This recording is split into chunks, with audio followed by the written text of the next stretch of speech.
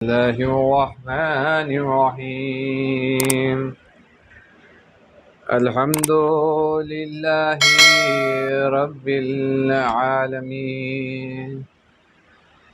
بارئ الخلائق أجمعين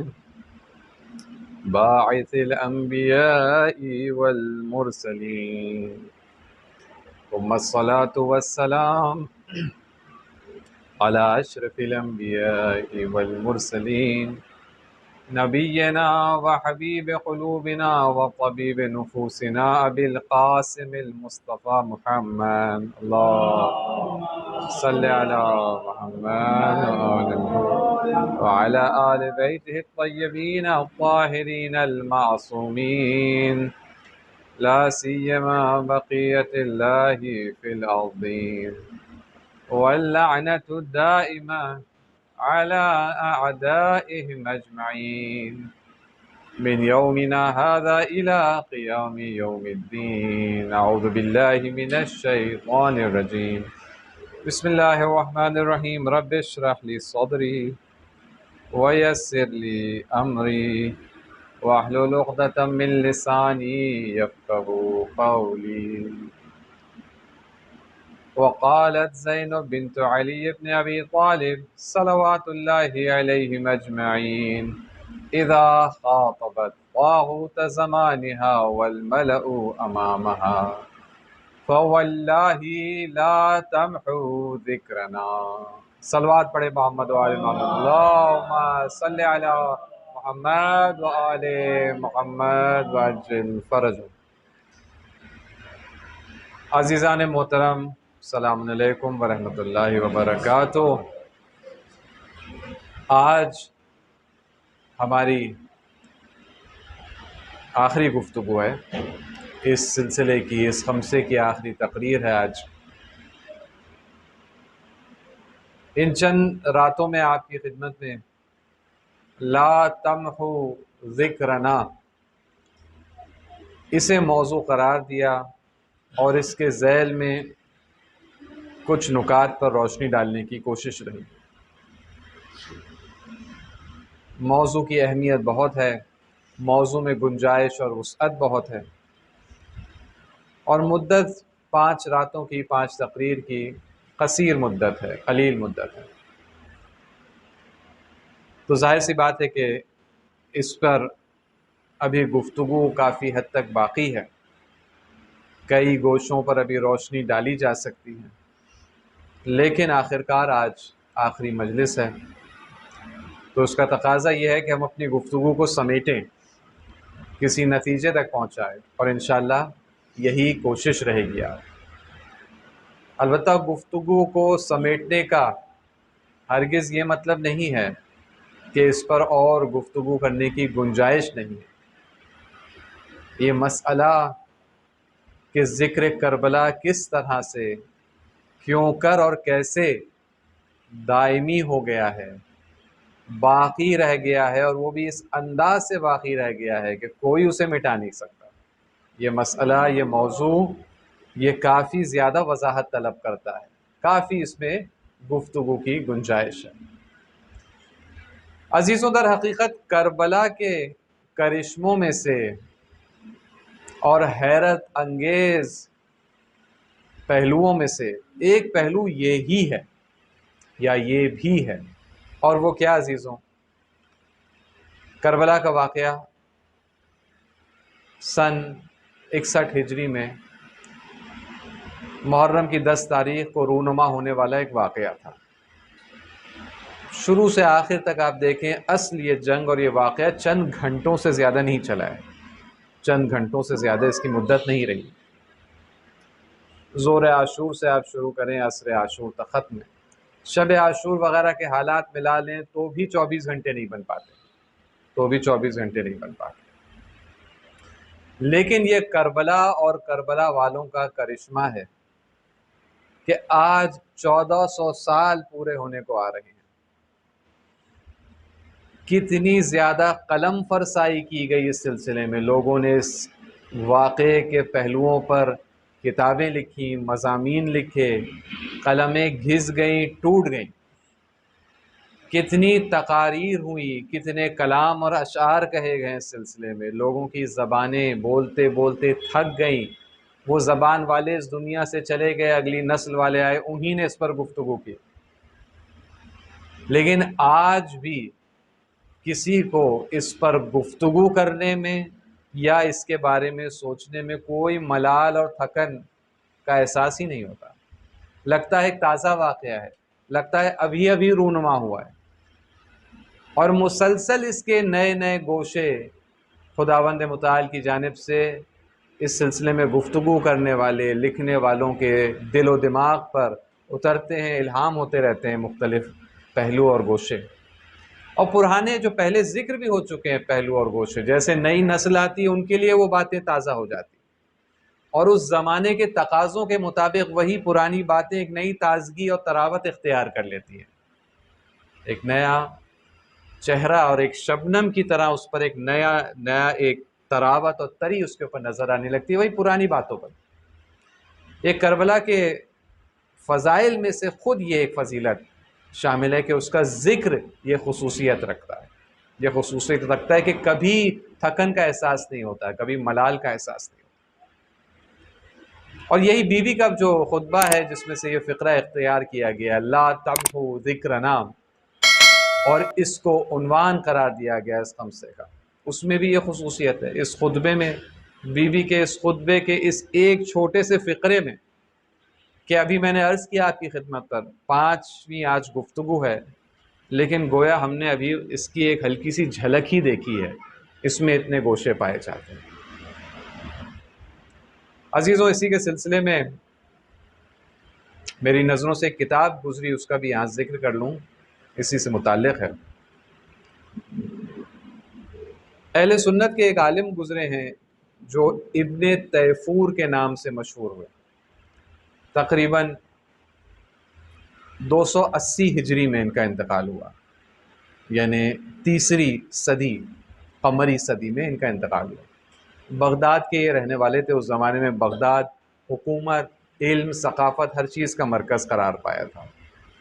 بغداد کے یہ رہنے والے تھے، لیکن کہا جاتا ہے ان کا حسب و نسب اور ان کا خاندان تعلق رکھتا تھا مرو سے۔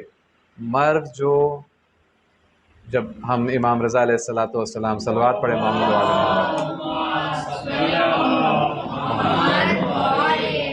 جب ان کے حالات پر گفتگو ہوتی ہے اور مامون کے دربار کا ذکر آتا ہے تو مرو شہر کا اکثر ذکر آتا ہے۔ مرو آج ایک ویران آبادی ہے جو ترکمنستان میں واقع ہے۔ ترکمنستان ایک ملک ہے جو مشہد سے کچھ فاصلے پر اس کا وہ ملک کی سرحد ہے، یعنی وہاں سے تقریباً شروع ہوتا ہے، یعنی مشہد سے اگر کوئی چاہے ترکمنستان جانا تو 3-4 گھنٹے کے اندر وہ بارڈر تک پہنچ سکتا ہے۔ تو مشہد کے پاس یہ ترکمنستان، مرو کے یہ رہنے والے تھے، بغداد میں ان کی پرورش ہوئی اور وہاں پر انہوں نے اپنی علمی خدمتیں انجام دی۔ ایک کتاب ہے جس کے لیے یہ خاص طور پر مشہور و معروف ہے، اپنے قسم کی منفرد کتاب ہے۔ اس کتاب میں ابن تیفور نے خواتین، عالم اسلام میں خواتین نے جو اہم بیانات اور خطبات دیے ہیں، صرف خواتین، اہم بیانات اور خطبات اہم سیاسی سماجی مسائل پہ، یا کوئی اہم علمی نظریے انہی نے بیان کیے، یا کچھ ایسے اشعار انہی نے بیان کیے جن کا علمی وزن ہے، ان کو جمع کیا تھا اس زمانے میں، اپنے زمانے میں، اور اس کتاب کا نام رکھا تھا بلاغات النساء۔ بلاغات النساء آج بھی یہ کتاب ہمارے درمیان موجود ہے، اور خود یہ بی بی کا خطبہ جس میں سے یہ فقرہ لیا گیا لا تمحو ذکرنا، یہ کتاب کے تقریباً ابتدائی فصول میں اس کو ذکر کیا گیا ہے۔ جناب سیدہ کا خطبہ بھی آیا ہے، اور اس کے بعد کی اگلی فصل میں جو ہے بی بی زینب کا یہ خطبہ انہی نے نقل کیا ہے، کوفے کا بھی خطبہ نقل کیا ہے۔ یعنی اس زمانے سے توجہ رہی ہے مسلمانوں کے تمام فرقوں میں اس خطبے پر اور اس کی اہمیت پر، معرفتی اہمیت، سیاسی اہمیت، کلامی اہمیت اور بلاغی اہمیت، ہر اعتبار سے اس کو اس میں پرکھا گیا اور اس پر گفتگو کی گئی ہے۔ البتہ اس سے ایک اور نقطہ جو میں بیان کرنا چاہتا ہوں کہ یہ اسلام کے مفاخر میں سے ہے، افتخارات میں سے ہے عزیزوں۔ ہم مسلمان ہونے کے اعتبار سے اس پر ناز کرتے ہیں، فخر کرتے ہیں کہ ہماری تہذیب کے اندر ایک ایسی کتاب لکھی جا سکتی ہے، وہ بھی 3 صدی قمری میں۔ اس سے پہلے تک کا دور جو جاہلیت کا دور تھا، وہاں سے ڈھونڈنے پر بھی آپ کو خواتین کی جانب سے کوئی علمی کارنامے اور کرشمے نظر نہیں آئیں گے۔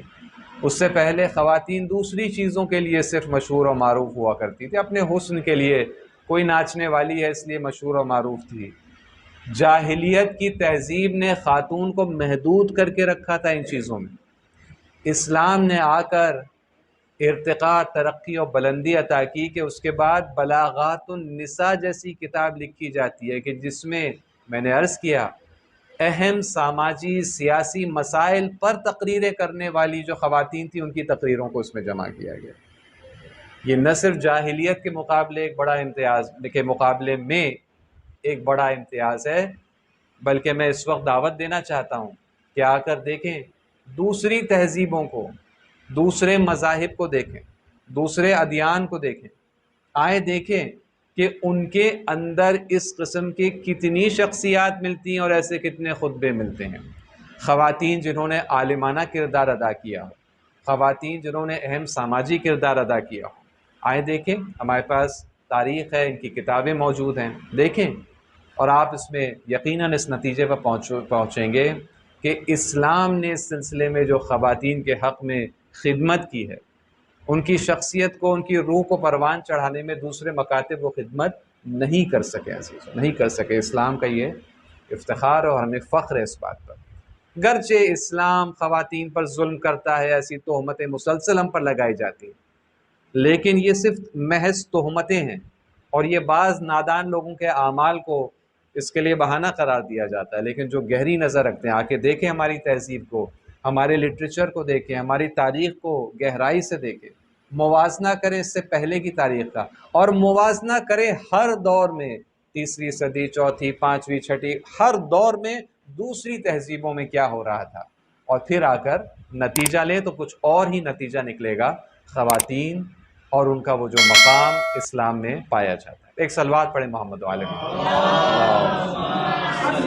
صلی اللہ۔ بہرحال آپ کے سامنے گفتگو اس سلسلے میں جاری تھی کہ یہ جو عنوان قرار پایا ہے لا تمحو ذکرنا، اس میں آ کر ہم اس پر روشنی ڈالنے کی کوشش کریں، اس پر غور و خوض کرنے کی کوشش کریں کہ یہ جو خداوند متعال کا ارادہ ہے، خدا کا ارادہ ہے کہ ذکر کربلا ہمیشہ باقی رہے،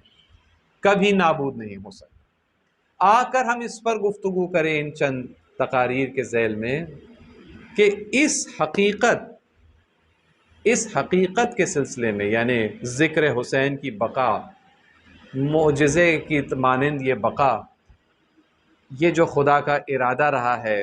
جو عالم امکان میں وقوع پذیر بھی ہوا، باقی رہ گیا یہ ذکر اور بہترین انداز سے باقی رہا، اس کی بقا کے وہ ذیلی اسباب اور عوامل، وہ سبارڈینیٹ فیکٹرز اور کازز کیا رہے ہیں۔ ہماری کوشش یہ رہی ہے کہ اس پر گفتگو کریں کہ جس کے ان اسباب اور عوامل کے نتیجے میں ذکر کربلا ایک پاک اور نورانی چشمے کی طرح ہو گیا ہے، ایک چشمہ جو پھوٹا اور آج تک جاری اور ساری ہے، اور حقیقت کے پیاسے، فضیلت کے پیاسے آج تک اس سے سیراب ہو رہے ہیں۔ آخر یہ کیا اسباب اور عوامل رہے، اس پر ہماری گفتگو ہے۔ ہم نے دیکھا کہ ایک اہم سبب اس سلسلے میں یہ رہا کہ امام حسین علیہ السلام کا حملہ کرنے کا انداز مختلف تھا، جنگ لڑنے کا انداز مختلف تھا، صرف تلوار سے حملہ نہیں تھا بلکہ کردار سے بھی حملہ تھا۔ نتیجے میں کربلا کی جنگ نہ زمانے کے قید میں بند رہی، نہ مکان کے حدود میں اس کو جو ہے حبس کیا جا سکا، اور یہ زمان اور مکان کے حدود کو توڑ کر ہمیشہ اور ہر جگہ کے مقابلے کے لیے یہ بہترین استعارہ بن گئی، یہی کربلا کی جنگ۔ آج جہاں پر بھی حق اور باطل کا مقابلہ ہوتا ہے، حق والے کہتے ہیں ہم کربلا والوں کے پیروکار ہیں، ہم کربلا کا تسلسل ہیں جو یہاں پر باطل کا مقابلہ کرنے آئے۔ یہ ایک عامل تھا کہ جس کے ذریعے اس ذکر کو ہمیشہ باقی رہنے میں مدد ملی۔ دوسرا ایک عامل جو آپ کی خدمت میں عرض ہوا وہ یہ تھا کہ کربلا والوں نے اپنی طاقتوں سے غفلت نہیں برتی۔ بے شک دشمن کے پاس بہت ساری طاقتیں تھیں جو کربلا والوں کے پاس نہیں تھیں، من جملہ اقتدار، تعداد، لشکر وغیرہ وغیرہ۔ خود کھانا اور پانی ایک طرف تھا، ایک طرف نہیں تھا، لیکن کربلا والوں نے اس سے، ان مصیبت زدہ حالات میں، ان مشکلات میں اس سے غفلت نہیں برتی کہ کئی ایسی چیزیں جو ہمارے پاس، حق والوں کے پاس ہیں، کربلا والوں کے پاس ہے، حسینی خیام کے پاس ہیں، جو سامنے نہیں ہیں، اور اس پر گفتگو گزری ہے، جیسے کہ شجاعت ہے اور محبت کے جس کے بارے میں خاص طور پر گفتگو رہی۔ اور یہاں پر وہ ایک اہم اصول آپ کے سامنے ذکر ہوا، اے سیمیٹرک کانفلکٹ کا اصول، نامتقارن جنگ کا، کہ جس کے تحت ہر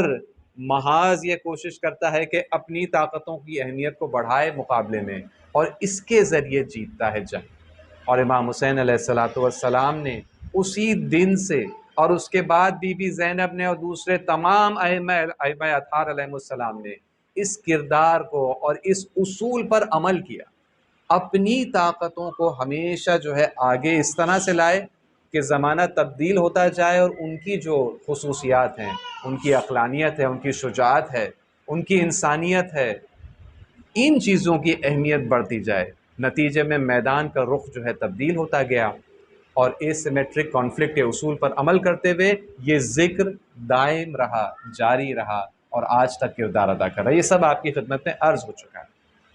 اور کل ہماری گفتگو نے یہ رخ اختیار کیا کل سے ہماری گفتگو نے کہ ایک اور سبب، ایک اور فیکٹر اور عامل کہ جس کی وجہ سے ذکر کربلا زندہ رہا ہے عزیزوں، وہ یہ ہے کہ کربلا کا پیغام ایسی خصوصیات رکھتا ہے کہ انسان کے وجود کا وہ مرتبہ جسے ہم فطرت کہتے ہیں، کربلا کا پیغام انسان کے وجود کے اس مرتبے کو مخاطب قرار دیتا ہے عزیزو۔ کل ہماری گفتگو یہاں پر پہنچی، ہم نے دیکھا کہ کربلا کا پیغام کیا ہے۔ کربلا کا پیغام وفاداری کا پیغام، بے عنوان مثال، وفاداری کا پیغام۔ جب شب عاشور چراغ بجھا دیے جاتے ہیں اور کہا جاتا ہے کہ آپ تشریف لے جا سکتے ہیں، آپ جا سکتے ہیں، میں نے تمہیں آزاد کیا، تم نے اپنی وفاداری کا ثبوت دے دیا، تو اب وفاداری کا اصلی ثبوت دیا ہے کہ جب اجازت مل چکی ہے جانے کی، کسی قسم کا دباؤ باقی نہیں ہے، حتیٰ چراغ بھی بجھا دیے گئے، تو وہاں پر اصحاب باقی رہے۔ وفاداری کا پیغام، پائیداری کا پیغام۔ اس لمحے، اس وقت جناب زہیر سے کیا نقل کیا جاتا ہے؟ جناب زہیر قین نے کیا فرمایا اس وقت جب بعد میں دوبارہ سے چراغوں کو روشن کیا گیا؟ تو نم آنکھوں سے جناب زہیر کہتے ہیں کہ مولا، ہم آپ کو چھوڑ کر کہاں جائیں؟ زندگی کی کیا حیثیت ہے آپ کے بعد؟ اگر ہمیں 1000 بار آپ کے رکاب میں قتل ہونا پڑے، ہمارے جسم کے ٹکڑے ہوں، ہمارے جسم کو جلا دیا جائے، اس کی راکھ کو جو ہے اسے نشر کر دیا جائے، پھر ہمیں زندہ کیا جائے اور یہی چیز 1000 بار ہمارے ساتھ دہرائی جائے، ہم پھر بھی آپ کا ساتھ نہیں چھوڑیں گے۔ یہ پیغام ہے کربلا کا، پائیداری کا، وفاداری کا۔ کربلا کا پیغام ہے عزیزوں، کربلا کا پیغام ہے کہ عزت کی موت، عزت کی زندگی، عزت کی موت ذلت کی زندگی سے بہتر ہے عزیزوں۔ یہ پیغام ہے کربلا کا، یہ ایک ایسا پیغام ہے کربلا کا جو انسانی فطرت سننے کے لیے پیاسی اور بے چین ہے۔ آج کل کا دور ایسا ہے عزیزوں، مادیت کا دور ہے، ہم سب اس سے پریشان۔ مادیت کا دور صرف پیسے کا دور نہیں ہے، بلکہ پیسے کی ویلیوز اور اقدار کا دور ہے عزیزوں، کہ جس کے اندر چاپلوسی کرنا اس کو عقل مندی سمجھا جاتا ہے، دھوکہ دینا اس کو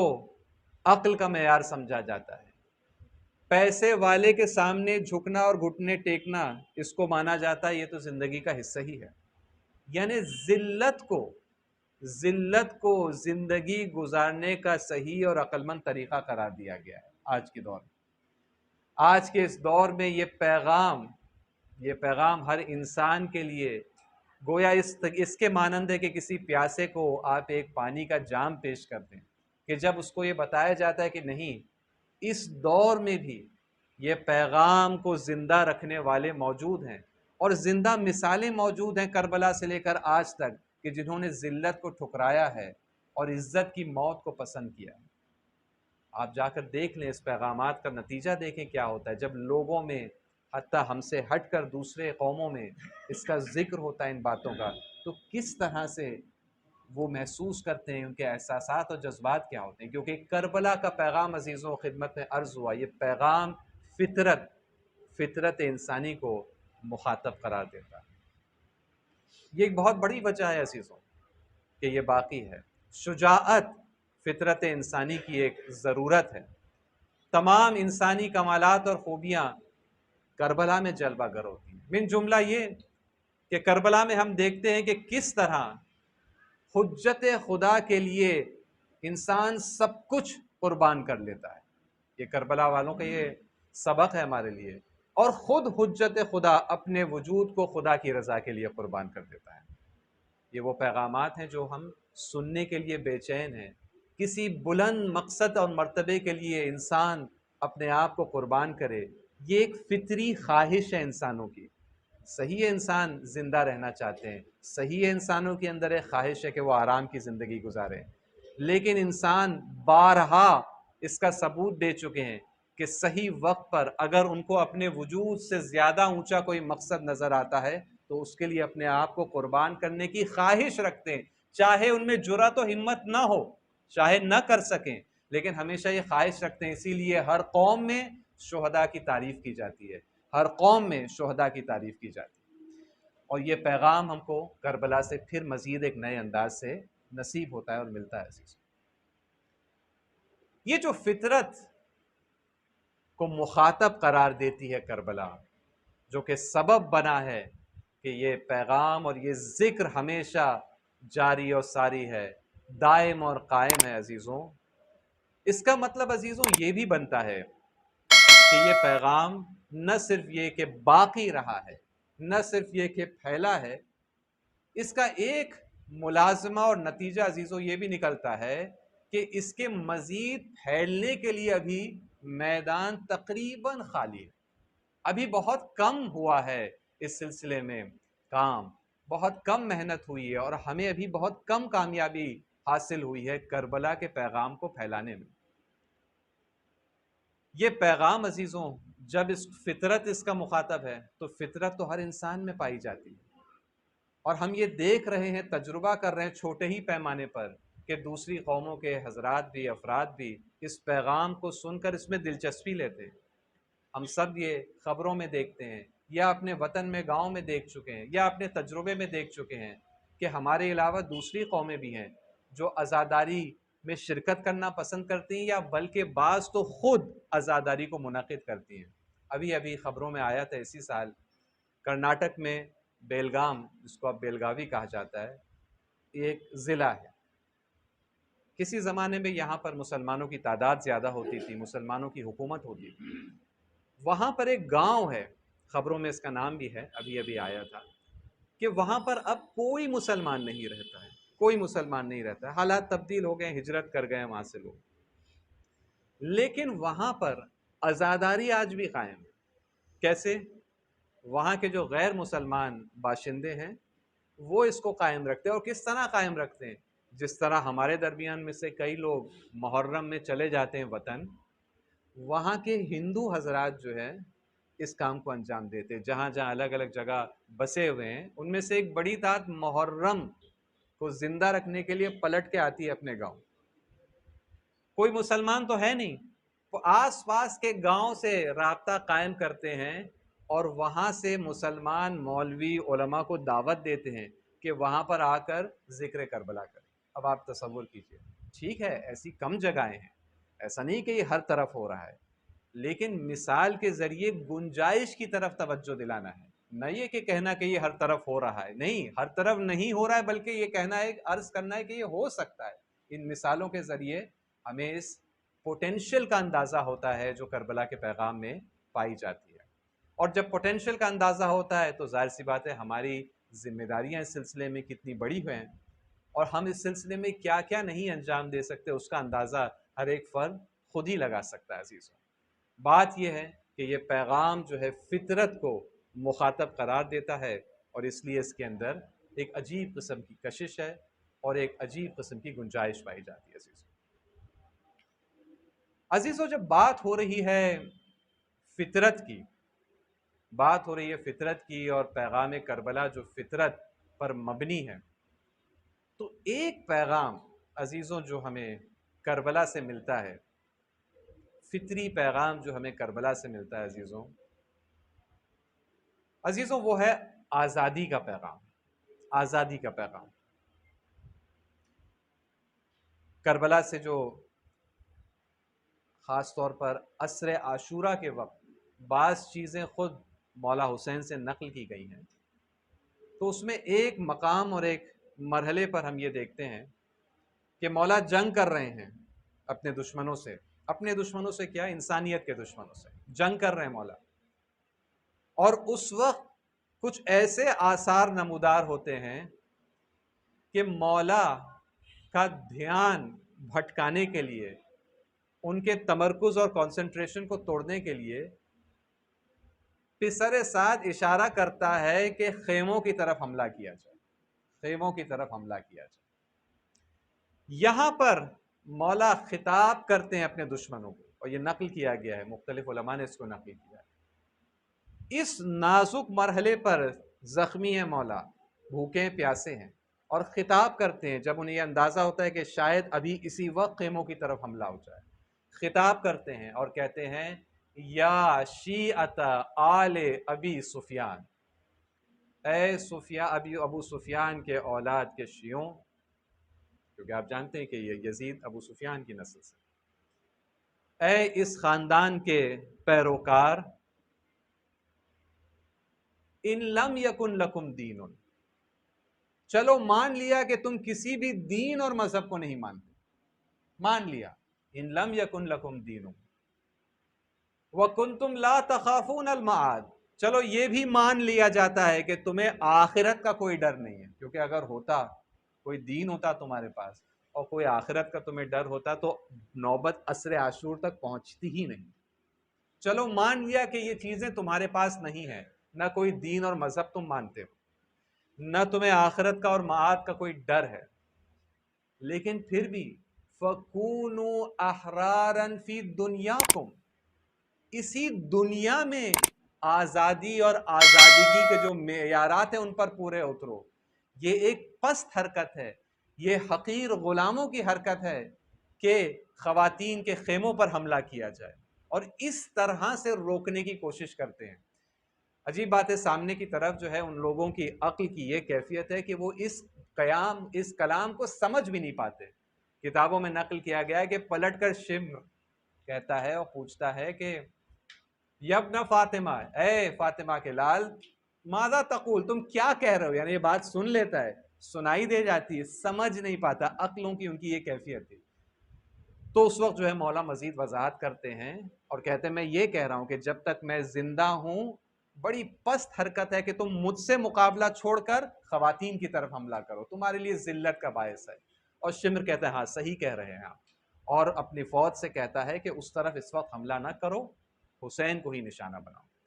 آزادی ایک بہت مقدس مفہوم ہے عزیزوں، ایک بہت مقدس مفہوم۔ آج رات ہمارے ملک میں یوم آزادی کی شب منائی جا رہی ہے، کل انڈیپینڈنس ڈے۔ اس مفہوم کی، آزادی کے مفہوم کی، اس تصور کی، اس قدر اور ویلیو کی ویلیو بہت زیادہ ہے عزیزوں۔ اسی لیے میں چاہوں گا کہ کربلا کی روشنی میں اس پر کچھ مختصر گفتگو آپ کی خدمت میں کروں۔ اس کی ویلیو اس سے کہیں زیادہ ہے کہ جو اس وقت کے حالات میں ہم دیکھتے ہیں کہ ایک تعداد ہے جو آزادی کو، یہ یوم آزادی کو محض چھٹی اور آرام کے دن کے طور سے دیکھتی ہے، ایک تعداد ہے جو اس کو صرف اسی میں سمجھتی ہے کہ مثال کے طور پر فلاں جھنڈا لگایا جائے یا نہ لگایا جائے، جبکہ اس آزادی کے مفہوم کی اہمیت اس سے کہیں زیادہ ہے، اور ہم حسینیوں کو، ہم کربلا کے مکتب کے پیروکاروں کو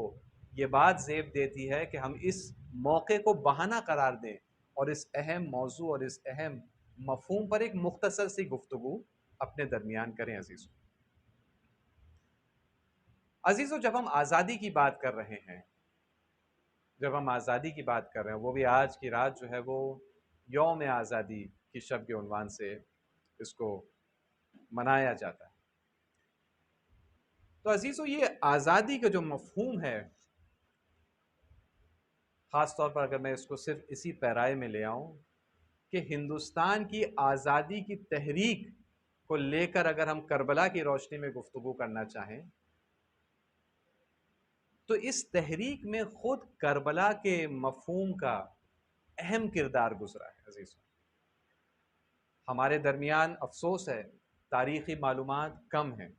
ہمارے درمیان توجہ نہیں ہے تاریخ کی جانب، تاریخ کو ایک بورنگ سبجیکٹ کے طور پر دیکھا جاتا ہے کہ مثال کے طور پر بچے سے کہا جاتا ہے کسی طرح رٹ کر اس کو پاس کر لو، اور شاید بچے کا اس میں قصور بھی نہیں ہے، اسکول میں بھی اس کو جس طرح سے پڑھایا جا رہا ہے تو اس کی دلچسپی شاید ختم ہی ہو جاتی ہے، جبکہ تاریخ جب تک کوئی قوم نہیں سمجھتی ہے وہ اپنا مستقبل نہیں سنوار سکتی۔ تاریخ کا براہ راست رابطہ ہے مستقبل سے۔ نہ صرف ہماری جانب سے غفلت ہے تاریخ کے سلسلے میں عزیزوں، لیکن ہم یہ دیکھتے ہیں کہ ہمارے جو مخالفین ہیں، انسانیت کے دشمن، مسلمانوں کے دشمن، وہ باقاعدہ ایک پلان لے کر چل رہے ہیں اس ملک میں کہ مسلمانوں کا جو تاریخ میں درخشاں کردار ہے اس کو بھلا دیا جائے، یا اس سے زیادہ اہم اس کے چہرے کو بگاڑ دیا جائے اور مسلمانوں کو حملہ ور، ظالم کے عنوان سے پیش کیا جائے، جبکہ اگر ہم مطالعہ کریں، غور کریں، اسٹڈی کریں اس فیلڈ کو، تو حقیقت شاید اس سے بہت دور سامنے آئے۔ مثال کے طور پر ہندوستان کی آزادی کی تاریخ میں ایک اہم مرحلہ ہے، آپ سب نے سنا ہوگا کم سے کم 1857 کا قیام۔ آپ نے اس بارے میں نام تو سنا ہوگا، بچوں نے بھی سنا ہوگا کہ 1857 میں ہندوستان کے ایک اہم حصے میں، خاص طور پر دلی سے لے کر بہار تک کے حصے میں، البتہ کچھ حد تک پنجاب، مدھیہ پردیش وغیرہ بھی متاثر تھے، لیکن مین مرکز وہی دلی سے لے کر بہار تک کا حصہ تھا، کہ وہاں پر ہندوستانیوں نے اس انداز سے قیام کیا ہے کہ ملک کا ایک بہت بڑا حصہ انگریزوں کے اختیار اور قبضے سے نکل گیا۔ بے عنوان مثال شہر دلی، جس پر 1803 میں انگریزوں نے قبضہ اپنا جما لیا تھا، 1857 میں 4 مہینے تک انگریزوں سے خالی ہو گیا، انگریزوں کے اختیار سے خارج ہو گیا، اور اسی طرح اور بہت سارے شہر اور بہت سارے علاقے انگریزوں کے اختیار سے خارج ہو گئے، اور 100 سال کی حکومت کے بعد، کیونکہ 1757 سے بنگال سے شروع ہوئی انگریزوں کی حکومت، 100 سال کی بڑھتی ہوئی حکومت اور بڑھتے ہوئے اقتدار کے بعد پہلی بار انگریزوں کو اس سوال کا سامنا کرنا پڑ رہا تھا کہ کیا ہم اس ملک میں اب باقی رہ بھی پائیں گے کہ نہیں۔ دلی 4 مہینے بعد انگریزوں نے واپس اپنے اختیار میں لیا، اور وہ شہر جو سب سے لمبے عرصے تک انگریزوں کے قبضے سے باہر رہا اور سب سے آخر میں انگریز اس کو بڑی مشکلوں اور جتن کے بعد اپنے قبضے میں لے سکے ہیں، وہ ہے شہر لکھنؤ۔ خود شہر لکھنؤ تقریباً 1 سال انگریزوں کی گرفت سے یہ باہر رہا، اور ظاہر سی بات ہے کہ شہر لکھنؤ میں اس زمانے میں اہم ترین قوم اور اہم ترین کمیونٹی کون سی تھی، یہ آپ بھی جانتے ہیں، بہت اچھی بات۔ یہ 1857 بلکہ 58، کیونکہ لکھنؤ وغیرہ جیسے شہر 58 کے مئی کے مہینے میں جا کر یہ دوبارہ انگریزوں کے اختیار میں آئے۔ اس کے بعد جب انگریزوں نے اس قیام کو کچل دیا، شکست دے دی، تو انہی نے ایک انکوائری کمیٹی بیٹھائی، ایک انکوائری کمیشن بیٹھائی، جس کا نام تھا ہنٹر کمیشن، اور جس کا کام یہ تھا کہ یہ جو بغاوت، ان کے زبان میں جو بغاوت تھی، یہ میوٹنی تھی، یہ ریوولٹ تھا، یہ ریبیلین تھا، اس کے اسباب کو سٹڈی کیا جائے تاکہ اس سے سبق حاصل کریں اور دوبارہ کبھی ہمیں اس قسم کا جھٹکے کا سامنا کرنا نہ پڑے۔ اس ہنٹر کمیشن نے جب رپورٹ دی ہے تو اس نے کیا نتیجہ پیش کیا؟ ہنٹر کمیشن کی رپورٹ میں یہ درج ہے کہ یہ آزادی کی جنگ 1857 اور 58 کی، یہ بنیادی طور پر مسلمانوں کی جانب سے چلائی ہوئی ایک تحریک تھی۔ اس میں تمام لیڈرز مسلمان تھے، بڑے بڑے جو لیڈرز تھے، اس میں جہاد کے نعرے بلند ہو رہے تھے، اس میں قرآن کی تعلیمات کا جگہ جگہ استعمال تھا، اور جگہ جگہ کربلا کے واقعے کو یہاں پر پیش کیا جا رہا تھا، اور اس کے ذریعے ہندوستانیوں کو، چاہے وہ مسلمان ہو چاہے وہ غیر مسلمان ہو، ان کو انگریزوں سے مقابلے کے لیے آمادہ کیا گیا۔ یہ ہنٹر کمیشن کی رپورٹ میں، یعنی اس زمانے میں ہی مسلمانوں نے اپنی مذہبی تعلیمات کے ذریعے یہ دکھلا دیا کہ ہم اور ہماری تعلیمات یہ قوت رکھتی ہیں کہ تمام ہندوستانیوں کو ملا کر انگریزوں کا مقابلہ کرنے کے لیے سامنے لا سکے۔ کیونکہ آپ جانتے ہیں کہ یہ رپورٹ صحیح غلط مجھے سے فی الحال اس سے سروکار نہیں، لیکن یہ واضح سی چیز ہے کہ اس مقابلے میں تمام ہندوستانی سامنے آئے تھے انگریزوں کے، لیکن یقیناً مسلمانوں کا اس میں مرکزی کردار تھا۔ بہرحال اس رپورٹ کے دوسرے نتائج نکلے کہ وہاں سے جو ہے انگریزوں نے وہ ڈیوائیڈ اینڈ رول پالیسی کو ایک نئے انداز سے اختیار کیا کہ وہ ایک الگ فصل ہے اور الگ باب ہے۔ عرض میں یہ کر رہا تھا کہ آزادی کے سلسلے میں مسلمانوں کا کردار بہت اہم ہے اور بہت درخشان ہے، اور اس میں کربلا کا بھی کردار کچھ کم نہیں ہے۔ یہی سلسلہ آگے بڑھا، یہ میں نے 1857 اور 58 کا ذکر کیا۔ میں معافی چاہتا ہوں کیونکہ تاریخ کی گفتگو ہمارے درمیان ختم ہو گئی ہے، جبکہ حیاتی حیثیت رکھتی ہے۔ مجھے اسی منبر کے ذریعے اس موقع کا فائدہ اٹھا کر بچوں جوانوں کی معلومات میں کچھ اضافہ کرنا پڑ رہا ہے۔ یہ سلسلہ آگے بڑھتا ہے، یہ سلسلہ آگے بڑھتا ہے، اور اگلا جو بڑا جھٹکا ملتا ہے انگریزوں کو 1857-58 کے بعد، جو اگلا بڑا جھٹکا ملتا ہے عزیزوں، وہ کس زمانے کا جھٹکا ہے؟ وہ 1919 سے لے کر 22 تک کا دور ہے، کہ جس کو ہم نے تاریخ کی کتابوں میں نان کوآپریشن موومنٹ اور خلافت موومنٹ کے نام سے دیکھا ہے۔ 1919 سے لے کر 1922 کا دور ہے، کہ اس میں جو جھٹکا انگریزوں کو لگتا ہے وہ کچھ اعتبار سے اور بھی زیادہ خطرناک ہوتا ہے 1857-58 کے مقابلے میں۔ اور یہاں پر اس زمانے کے بامبے پریسیڈنسی کا انگریز گورنر، اس کا لکھا ہوا ریکارڈ موجود ہے، وہ کہتا ہے کہ اگر یہ تحریک چند مہینے اور جاری رہتی ملک میں تو ہمیں فوراً اس ملک کو چھوڑ کر جانا پڑتا۔ اس تحریک میں کیا ہوا عزیزوں؟ اس تحریک میں انڈین نیشنل کانگریس نے ایک اعلان کیا تھا کہ انگریزوں کے ساتھ کوآپریشن نہیں ہوگا، نان کوآپریشن ہوگا۔ ان کے اسکولوں میں ہمارے بچے نہیں پڑھیں گے، ان کے ٹیکسز ہم نہیں دیں گے، ان کی نوکریوں پر ہندوستانی نہیں جائیں گے نوکریوں پر، وغیرہ وغیرہ۔ انگریز اس کو کنٹرول میں لے پا رہے تھے، لیکن ایک وقت اور ایک مرحلہ آتا ہے کہ مسلمان ایک دینی جذبے کو لے کر اس میں جڑ جاتے ہیں بڑے پیمانے پر، اور کہتے ہیں کہ جو ٹرکی میں جو اس زمانے کی بڑی ایک حکومت ہے، آخری بڑی مسلمان حکومت ہے، ہم نہیں چاہتے کہ اس کو انگریز ختم کریں، اس کو ایک دینی مطالبے کے طور پر لے کر جڑ جاتے ہیں، اور یہاں سے یہ موومنٹ جو ہے انگریزوں کے قابو سے باہر ہو جاتی ہے۔ یہاں سے یہ موومنٹ، کیونکہ اس زمانے کی رپورٹس میں مل رہا ہے جب مسلمان اس میں جڑے ہیں تو اب انگریزوں کی لاٹھیاں کیا، گولیوں کا سامنا کرنے کے لیے دستے سامنے آ رہے ہیں۔ کیوں؟ کیونکہ مسلمانوں کے پاس جو ہے وہ آخرت کا تصور ہے، وہ شہادت کا جذبہ ہے، اور وہ کربلا کی تعلیمات ہے۔ دوبارہ اس زمانے کی رپورٹس میں آپ یہ دیکھ سکتے ہیں کہ وہ کربلا کے جو نمونہ اور رول ماڈل سامنے موجود ہے، وہ مسلمانوں کو یہ انرجی دیتا ہے کہ دوسرے ہندوستانی ان کے پیچھے آ جاتے ہیں، کھڑے ہوتے ہیں، مسلمان آگے بڑھتے ہیں انگریزوں کا مقابلہ کرنے۔ یہ ہے ہماری تاریخ آزادی کی تحریک میں۔ البتہ کچھ مشکلات کی بنا پر یہ بھی مرحلہ جو ہے اس نتیجے تک نہیں پہنچ پایا جو کہ لازمی اور ضروری تھا۔ آخری چیز جو میں اس تاریخ سے آپ کی خدمت میں نقل کرنا چاہتا ہوں، جس کا بہت گہرا رابطہ ہے کربلا سے، اور ہمارے اس اصل نقطے سے اور مدعے سے کہ کربلا کا پیغام ایک آفاقی پیغام ہے، ایک فطری پیغام ہے کہ جس کی وجہ سے اس کی طاقت اور پوٹینشیل اور پاور بہت زیادہ بڑھ جاتا ہے عزیز۔ تیزی سے ہم 1922 سے آگے بڑھ جائیں، 1942 میں پہنچ جائیں، 1942 میں۔ 1942 میں عزیزوں کیفیت ملک کی یہ تھی کہ آزادی کی تحریک اپنے شباب پر پہنچ چکی تھی،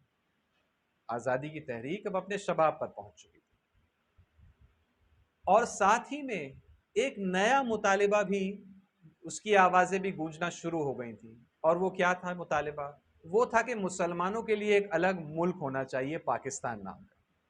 یعنی بڑے سخت اور پیچیدہ حالات ہو گئے تھے۔ ایک طرف آواز یہ اٹھ رہی تھی کہ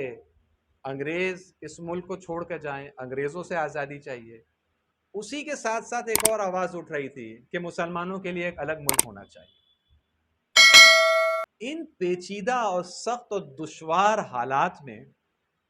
ہمارے علماء نے، اس زمانے کے علماء کی ایک تعداد نے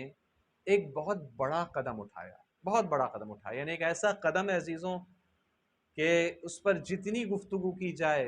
کم ہے، تاکہ ہم اپنے آج کے دور میں اپنے حالات کو بہتر سمجھے بھی اور سنوارے بھی۔ عزیزوں 1942 میں اتفاق سے واقع کربلا جو کہ سن 61 ہجری میں ہوا تھا، اس کی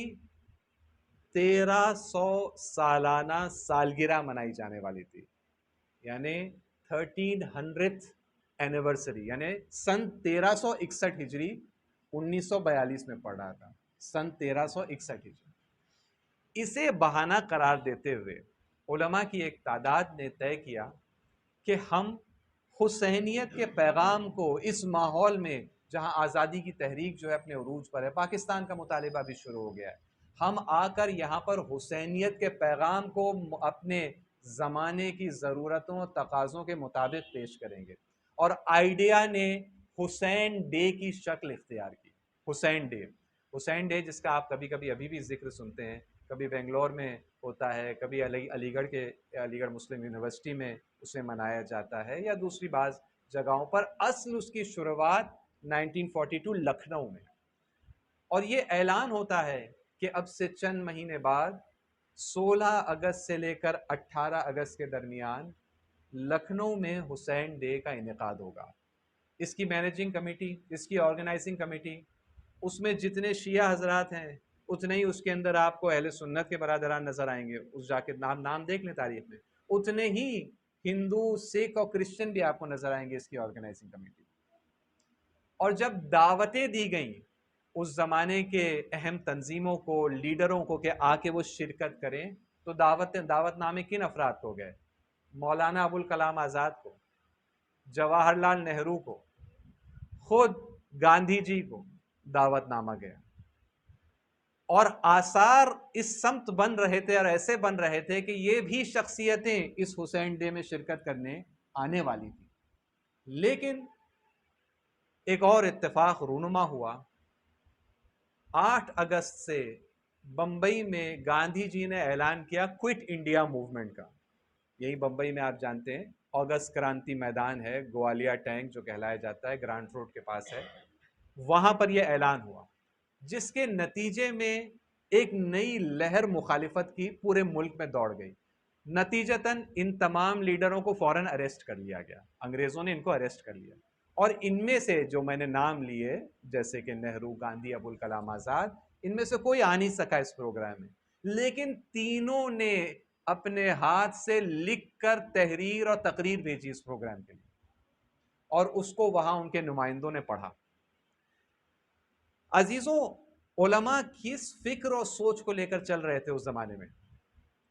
فکر اور سوچ یہ تھی کہ یہ ملک عنقریب آزادی کے مرحلے تک پہنچ جائے گا، یہ موومنٹ بڑھ رہا ہے، شاید اس ملک کا ایک اور حصہ بھی جدا ہو جائے پاکستان نام کا۔ اس زمانے میں واضح نہیں تھا پاکستان بن پائے گا یا نہیں، لیکن یہ واضح تھا کہ اب انگریز یہاں ٹکنے نہیں والے، یہ ملک ایک نئے مرحلے میں جو ہے داخل ہونے والا ہے اپنی تاریخ کے۔ اس میں جب حکومت کی ذمہ داری، سماجی مسائل کی باغ ڈور خود ہندوستانیوں کے ہاتھ میں آئے گی، یہاں پر اس بات کی شدت سے ضرورت ہے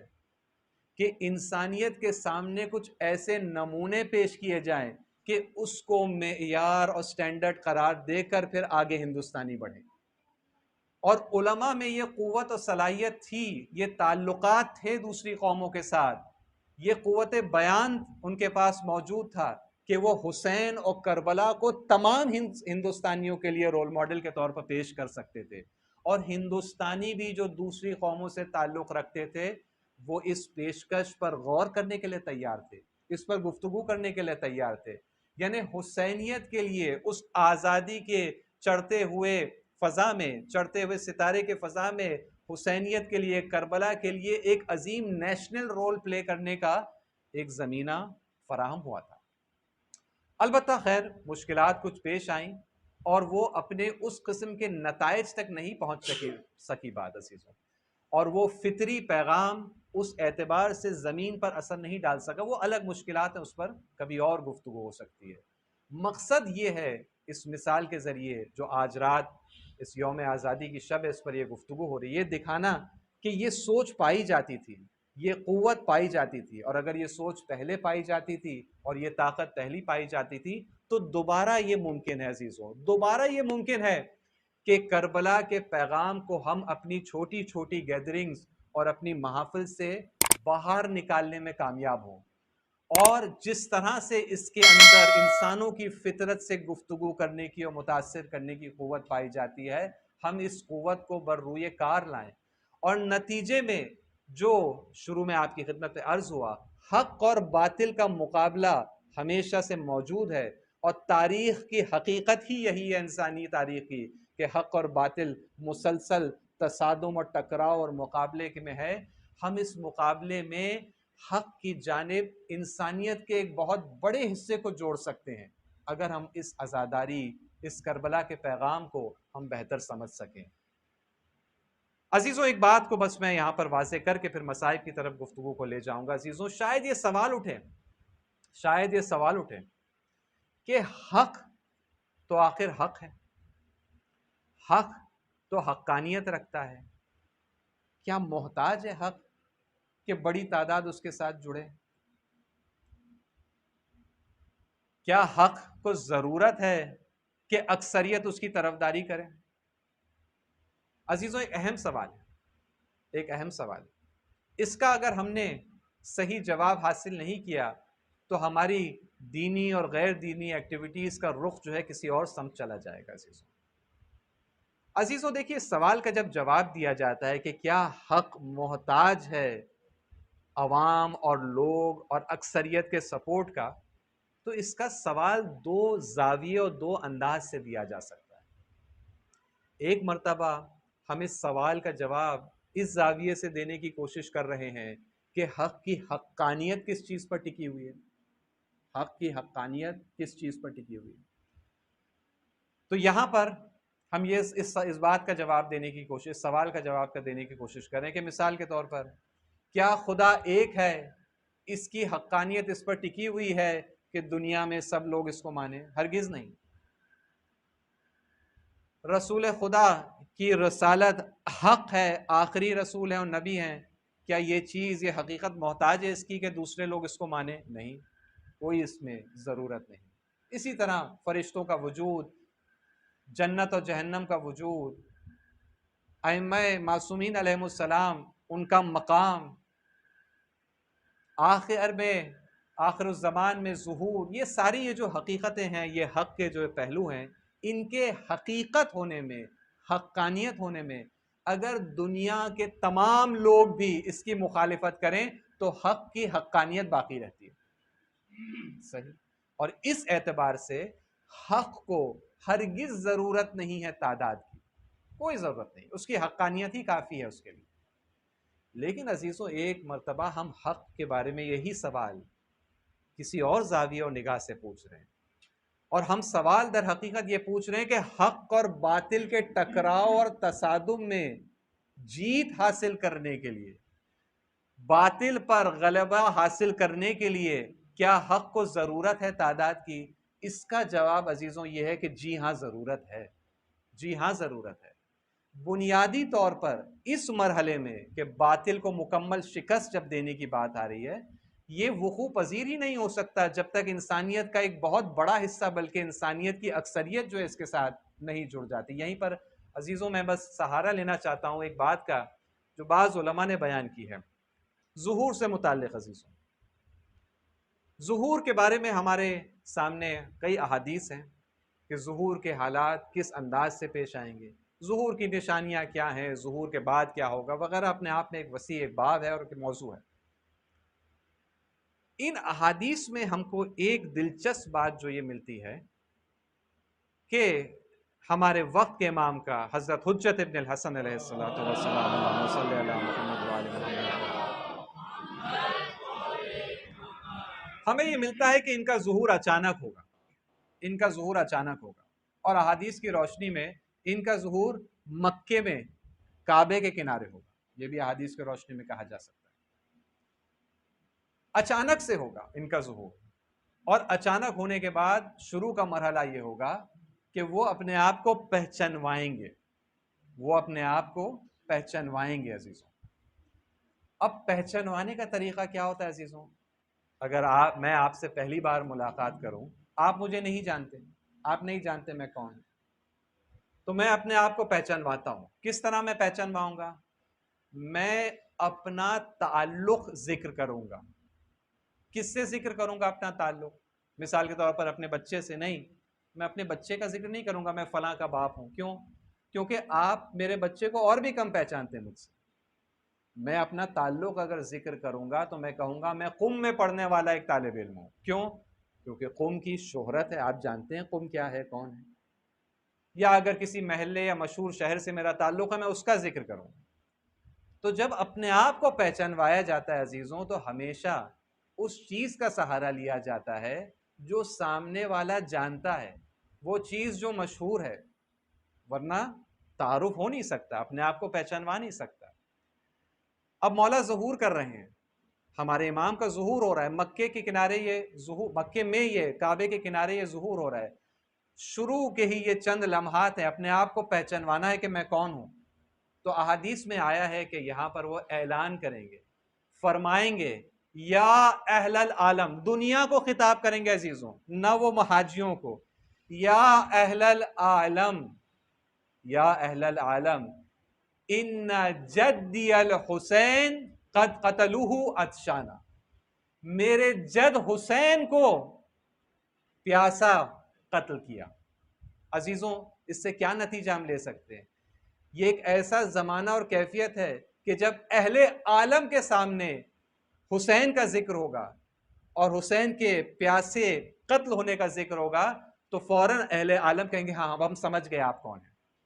یعنی کہ حسین کی معرفت اس حد تک عالمی اور آفاقی اس دور میں ہو چکی ہوگی، اس سے یہ نتیجہ شاید لیا جا سکے۔ اور یہ پھر یہ ہمارے لیے ایک بہت بڑا اور بہت ہی زیادہ ایکسائٹنگ ویژن اور مقصد اور ٹارگٹ ہمارے لیے پیش کرتا ہے کہ ہم میں سے پھر ہر کوئی اپنے اعتبار سے دیکھیں کہ اس سلسلے میں ہم نے کیا کردار ادا کیا ہے عزیزوں۔ کیونکہ یہ پیغام جو کربلا کا ہے ایک فطری پیغام ہے، ایک مضبوط پیغام ہے، اور یہ باقی تو ہمیشہ رہا ہے اور باقی رہے گا بھی۔ ایک دن آئے گا کہ یہ آفاقی بھی ہوگا، یہ پورے عالم میں عالمی بھی ہوگا۔ سوال بس یہ ہے کہ ہمارا اور آپ کا اس کے عالمی ہونے میں اور آفاقی ہونے میں کتنا کردار ہوتا ہے انشاءاللہ۔ عزیزوں، اس ذکر کربلا اور ذکر حسین کے دردناک پہلوؤں میں سے وہی دردناک پہلو جس نے اس کو مزید فطری بنایا ہے اور اس کی بقا میں اہم کردار ادا کیا ہے عزیزوں، وہ منظر ہے عزیزوں جو کربلا کے دن جب سورج اگتا ہے اور نمودار ہوتا ہے تو ہمیں نظر آتا ہے۔ عزیزوں، یہ سورج جب نمودار ہوا ہے اور کربلا پر اس کی روشنی پڑی ہے تو کسی شاعر نے خوب پوچھا اور سوال کیا، سورج کو مخاطب دیکھ کر اچھی ایک نظم ہے، کبھی اور اس کو پڑھا جا سکتا ہے کہ اے سورج بتلا تو نے کیا کیا دیکھا۔ ایک اچھے انداز سے شاعر نے اس کو بیان کیا۔ اور شاعر پوچھتا ہے کہ یہ بتلا اے سورج، اے کربلا کے سورج، کیا تو نے صبح سے ہی بچوں کو ہائے پیاس کہہ کر بلکتے ہوئے دیکھا کہ نہیں؟ سورج کو خطاب کر کے سوال کیا جاتا ہے کہ یہ بتلا کہ تو نے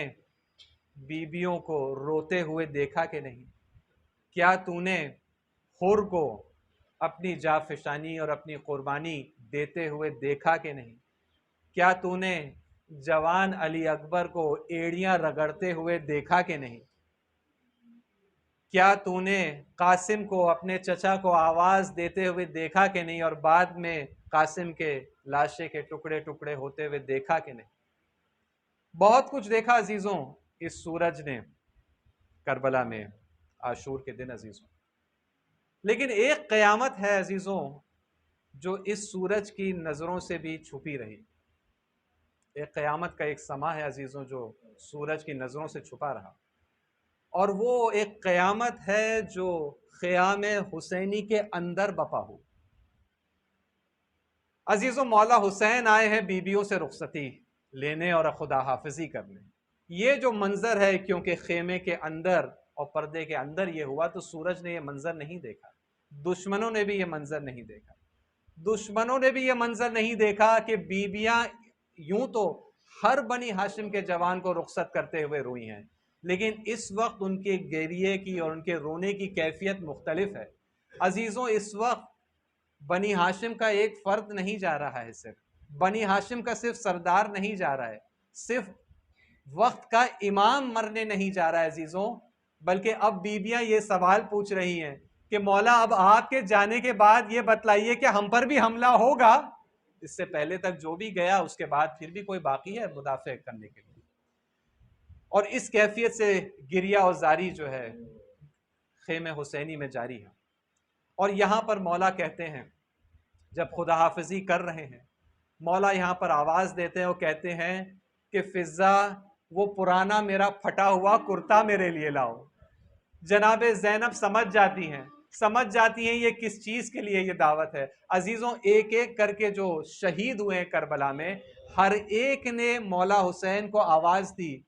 اور مولا حسین کو مدد کے لیے طلب کیا۔ شہادت تو ان کی ہونے والی، کس چیز کی مدد وہ مانگ رہے تھے عزیزوں؟ وہ اس چیز کی مدد مانگ رہے تھے کہ میری شہادت کے بعد میرے جسم پر جو کپڑے اور اساس ہے اس کو لوٹا نہ جائے۔ اور عزیزوں، امام حسین ہر ایک کے کنارے پہنچے، کسی کو تو زندہ نہیں رکھ سکے وہ، لیکن ہر ایک کو انہی نے اس سے بچا لیا کہ ان کے جسم کو اس کے بعد لوٹا جائے۔ لیکن میرا مولا ہے کہ جب وہ گھوڑے سے زمین پر آئیں گے اور آواز اگر دیں گے بھی تو کوئی اب باقی نہیں ہے جو آ کر ان کے اس مرحلے میں مدد کرے۔ مولا حسین بڑی مشکلوں سے بڑی دعائیں دیتے ہوئے اور لیتے ہوئے اب نکلے ہیں خیمے سے۔ یہ پرانا پھٹا ہوا کرتا بھی انہی نے پہن لیا ہے۔ اب وہ بیٹھے ہیں اپنے اسب باوفا پر، اور اب وہ آگے بڑھ رہے ہیں، آگے بڑھنا چاہ رہے ہیں آگے بڑھنا چاہ رہے ہیں، لیکن ایک عجیب چیز محسوس کرتے ہیں۔ بار بار ایڑ لگا رہے ہیں وہ اپنے گھوڑے کو، لیکن یہ گھوڑا آگے نہیں بڑھ رہا ہے عزیزوں، یہ گھوڑا آگے نہیں بڑھ رہا ہے عزیزوں۔ جھک کر اپنے گھوڑے کے کان میں کہتے ہیں کہ میں جانتا ہوں تو بھی میری طرح پیاسا ہے، تو بھی میری طرح زخمی اور تھکا ہوا ہے، لیکن بس یہ چند لمحات کی بات ہے،